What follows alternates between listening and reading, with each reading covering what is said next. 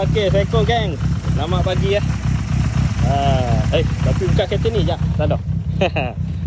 Ada kereta saya Saga FLX Saga FLX. Problem dia bunyi bunyi dekat head. Kuat bunyi.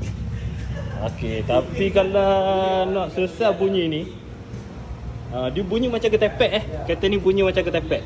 Tapi aku dah suspect dia punya oisang lah. Bila aku check detail, rupanya bukan daripada oisang lah. Rupanya daripada tepek Dia punya tepek dia lembut. Tepek sini. Tak, nak cocok dulu. Tepek dia Tepek dia ni lembut lah. Apa tekan lagi ni. Okey. Tengok sudut. Ada skruebas ya. Macam ambil skruebas ya.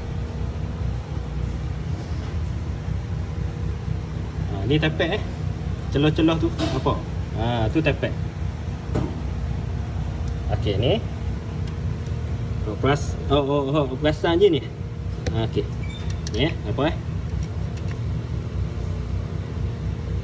nampak lembut ke? Tak ada pressure tolak gitu je. Tolak gitu.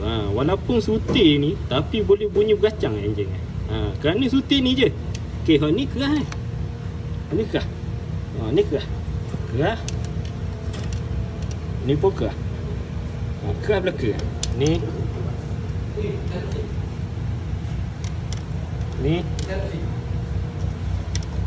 lagi. Semua keras belaka Hak ni sutir je. Mana dia? Ni nampak? Lembut walaupun lembut ni kuat bunyi Okey, sekadar info jangan buka lagi oisang. Confirm dulu bahagian atas. Sebab kalau tengok pattern enjin pun tak ada lah kerok sangat. Walaupun hitam je ni tapi tak ada kerok Jadi sebab tu aku dah suspect pada takung bawah. Kalau kerok sangat atas ni bau bawah. Kalau gini tepek je tukar sutir je tepek. Ni tepek dia. Ni second hand lah. Tapi yang ni keras lagi Keras nampak?